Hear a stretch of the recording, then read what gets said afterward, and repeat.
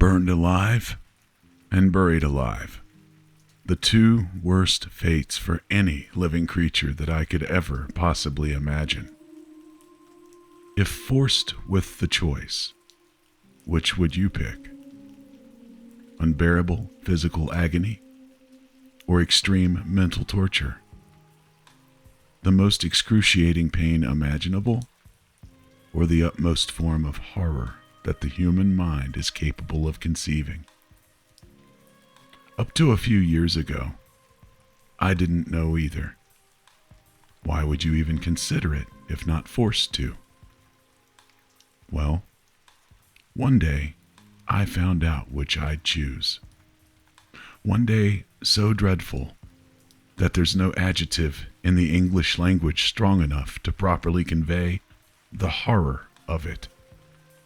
A day so awful that I struggle just to recall it. I had the choice put upon me. Here's what happened. Years ago, I bought my first home. Being an overall fan of the macabre and living in rural New England, I decided on a nearly ancient American colonial-style home, reminiscent of something out of a Nathaniel Hawthorne or Arthur Miller story. It was the product of a bygone era. Though it was built in the early 1800s, as the cliché goes, it had good bones, and had been fairly well maintained, considering its age. That being said, it still needed some work. A few weeks after closing, while fixing some of the faulty old wiring in the basement, I came across a centuries-old drain set into the stone flooring. It was maybe 3 feet in diameter, and covered with a heavy iron grate that was worn with many decades worth of rough brown corrosion. It resembled the entrance to a dungeon. Like I mentioned above, I have a curiosity for all the dark and morbid elements of the world. Finds like this were the exact reason I wanted this house. So, I decided to have a closer look at the forgotten thing. I laced my fingers through the dirty old grate and gave it a firm pull. It opened with a pained and rusty cry. I gazed down into the hole. A faint, acrid stink arose from its depths. It was as dry as old bone and quiet as a crypt. I assumed, due to the home's location on the side of a small hill, that the basement had once been prone to flooding, and that modern technological developments had rendered that, like so many other things in this place, a relic of the past. I poked my head a little farther in and looked into the deep, dark recesses of the ancient plumbing. I could make out just the faintest bit of light at the far end. I went out into the yard and found the outlet hidden deep in a thicket of tangled brush. Evidently lacking access to chicken mesh, someone had covered it with a makeshift crisscrossing of merciless-looking barbed wire, apparently to keep any unwanted creatures from crawling in during the night. I thought that whomever had done so had made a smart choice. The pipe looked nearly big enough for a person to squeeze through. A few months later, I was back working in the basement. The previous owner had left boxes upon boxes of yellowed old newspapers, books, and other forms of aged literature stacked under the stairs. I wanted to move out what I could, as they were taking up a lot of valuable storage space and were a possible fire hazard, especially under the dry, splintery wood of the basement risers. Honestly, though, I really wanted to look through them to see what sort of curious old volumes might be hidden within the dusty mound. About 30 minutes into my task, I had sifted through and moved about 5 of the boxes without finding anything much of interest. In the 6th box, however, I came upon a strange volume bound in worn leather that looked like it must be older than the house itself. It had the words Kitab al-Kanuz embossed on the cover, and was written in what appeared to be Arabic, though I'm no linguist. There were English translations or notes of some sort written in the margins. They seemed to say something about the locations of lost and hidden treasures. This was exactly the kind of thing I was looking for. Excited by my find, I moved out from under the stairs in search of better lighting to read it by. I went over to the large floodlight I had left in the basement from a previous project and flicked it on. The decrepit wiring running under the stairs sparked violently. I spun quickly and, in doing so, tripped and fell backwards. By the time I got up, the sparks had already lit a fire in the stack of boxes that stood nearly a meter high. It was licking and biting at the withered stairs like the jaws of a hungry animal. In hindsight, at this very moment, I should have sprinted through the flames to safety. Whatever burns I would have suffered would have paled in comparison to the trauma I was doomed to endure by staying put. But, like they say, hindsight is 20/20. Instead, I sat frozen in shock of the sight in front of me. When I snapped out of it, I looked around frantically for any sign of something to douse the flames with, but of course there was nothing. Nobody thinks to keep a fire extinguisher in their basement.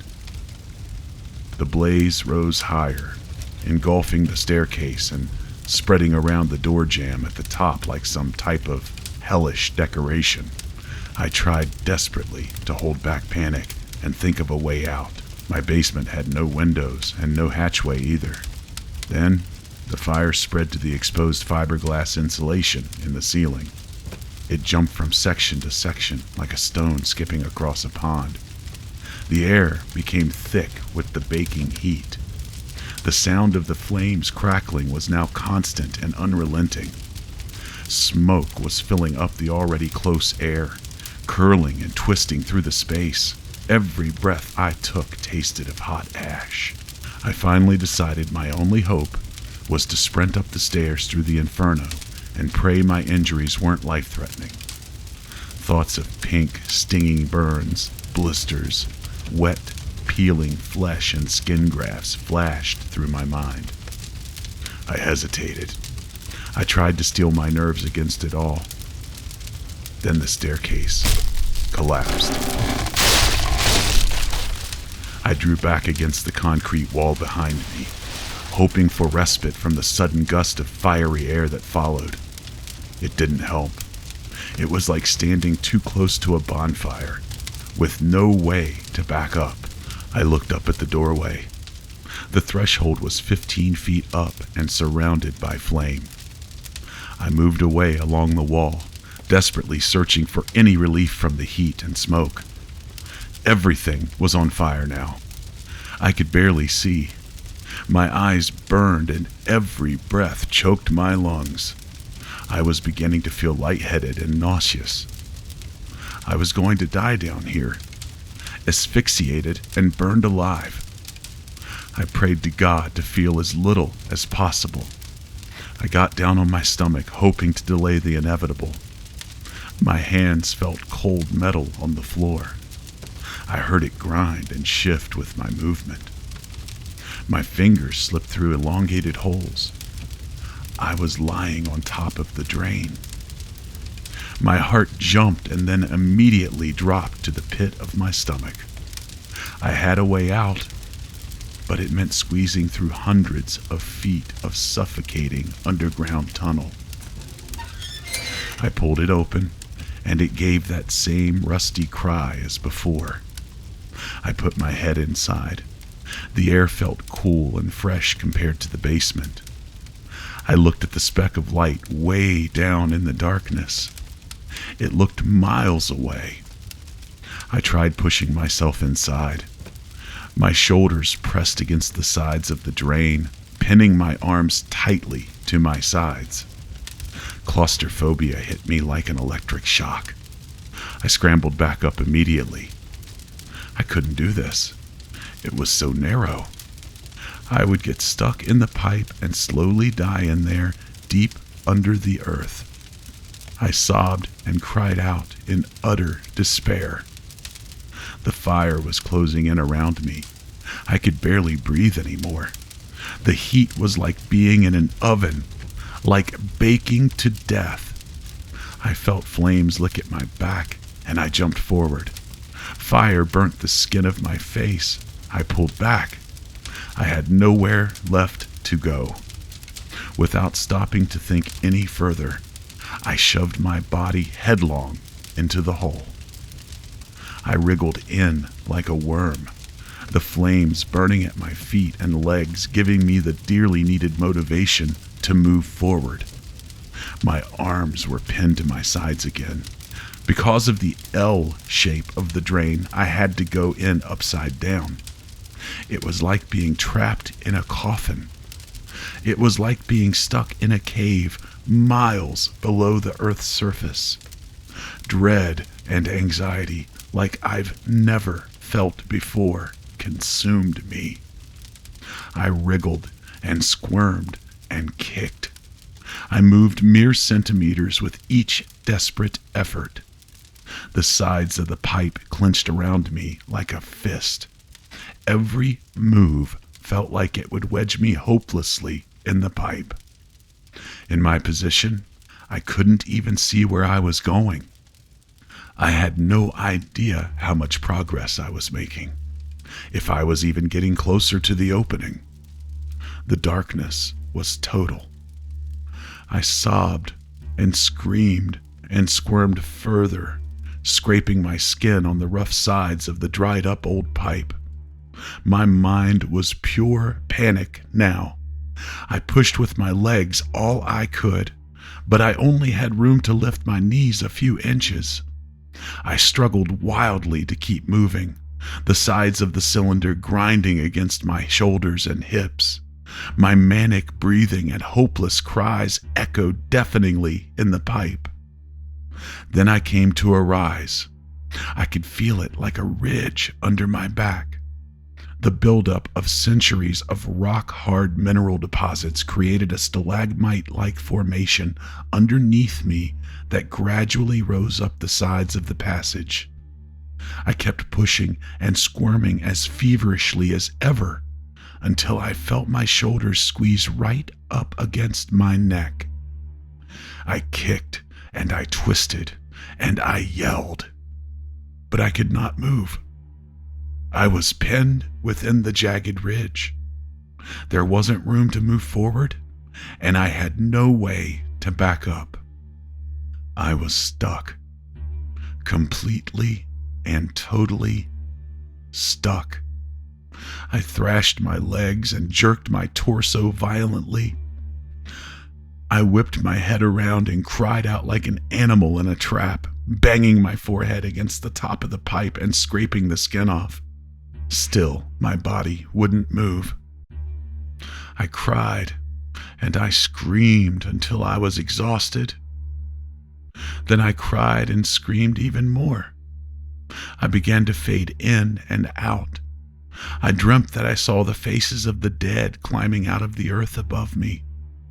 I heard the voices of demons in my ears chanting and laughing at me in strange languages. I could feel the pipe squeezing and tightening and relaxing just to play with me.